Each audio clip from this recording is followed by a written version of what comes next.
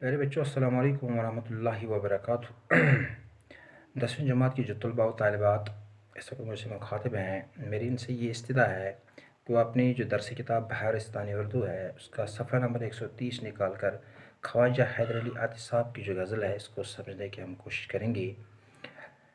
पहला ही शेर जो है, दहन पर है उनके गुमा कैसे कैसे, दहन पर है उनके गुमा कैसे कैसे, कलाम आते हैं दरमियाँ कैसे कैसे।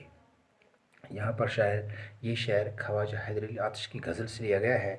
शायर इस शेर में फरमाते हैं कि ऐ मेरे महबूब, आपके ज़ुबान पे, आपके इस मुँह पे ऐसे कलाम आते हैं, ऐसे आपके जिनसे मुझे गुमा होता है, कोई गुमा होता है मेरे खिलाफ़। आपको मेरे खिलाफ़ कोई ये जो हम कहते हैं कि आप मुझे गुमा करते हो, और इसीलिए जो गुमा की वजह से आपकी ज़ुबान से मुझे ऐसे कलाम सुनने को मिलते हैं जिनकी मुझे तवक्का नहीं थी।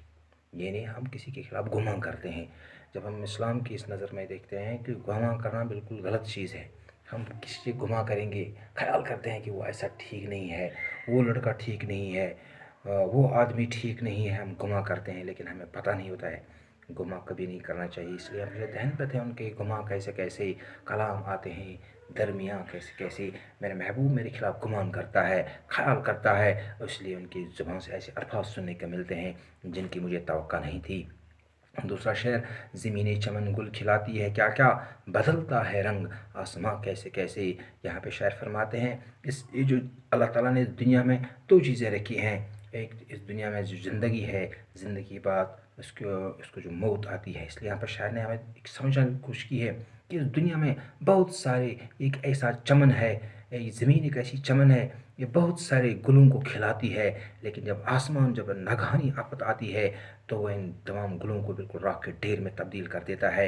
यहाँ पर दो चीज़ों को बयान किया गया है, ज़मीन में नरमी है, ज़मीन में आजिज़ी है, ज़मीन में इनकिसारी है, और इसमें फूल उगते हैं, इसमें तरह तरह के फूल उगते हैं, इसमें फुलवाड़ियाँ होती हैं। और आसमान जो होता है, आसमान जो अपना नागहानी रंग बदलता है, तो दुनिया ज़मीन पर जो ये फूल होते हैं, ज़मीन पर ये जो बड़े बड़े लोग जो होते हैं वो बिल्कुल ख़त्म हो जाते हैं। यहाँ पर कोई चीज़ बाकी रहने वाली नहीं है। यहाँ पर शायर ने दुनिया की बेसवादी का जिक्र हमें बयान करने की समझाने की कोशिश की है। न घोरी सिकंदर है न कब्र धारा, न घोरी सिकंदर है न कब्र धारा, मिटे नामियों के निशान कैसे कैसे। यानी न सिकंदर आज़म एक यूनान का एक मशहूर बादशाह था, न उसकी गोर की कब्र, न उसकी कब्र का कोई नामो निशान है, न धारा की कोई कब्र का कोई निशान है। वो भी नामी गिरामी लोग अपने ज़माने के थे, अपने ज़माने के बहुत ही बड़े मशहूर बहादुर थे, बादशाह थे, लेकिन इनकी कब्र का कोई नाम निशान भी मिट गया है। मिटे नामियों के निशान कैसे कैसे। बहुत से नामी गिरामी लोग इस दुनिया में पैदा हुए, लेकिन इनका नाम निशान ख़त्म हो गया। दिल व दीदा अहले आलम में गर हैं, दिल व दीदा अहले आलम में गर हैं, तुम्हारे लिए हैं मकान कैसे कैसे। यहाँ पर शायर ने एक अजीब हालत को यहाँ पर बयान करने की कोशिश की है कि मेरे महबूब, लोग घरों में रहते हैं, महलों में रहते हैं, ऊंची ऊंची बिल्डिंगों में रहते हैं, लेकिन मेरे महबूब आपके रहने की जगह क्या है, मेरी आंखें हैं, मेरा दिल है। इन आपके रहने की जगह वैसी कैसी अजीब है, तुम्हारे लिए है मकान कैसे कैसे।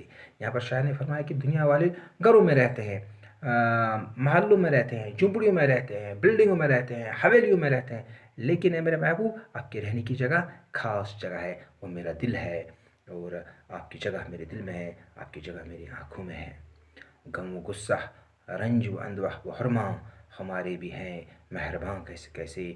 यहाँ पर शायर ने एक हकीकत की तरफ इशारा करते हुए समझाने की कोशिश की है कि अगर मेरा कोई मेहरबान इस दुनिया में है, अगर कोई मेरा दोस्त है, अगर कोई मेरा मददगार है, तो मेरा गम है, मेरी परेशानियाँ हैं, मेरा रंज है, मेरे मसाइब हैं, यही मेरे ये साथी हैं। इन्होंने हमेशा मेरा साथ दिया है, मसाइब ने साथ दिया है, मुश्किलातों ने साथ दिया है, परेशानियों ने साथ दिया है, तकालीफ़ों ने साथ दिया है।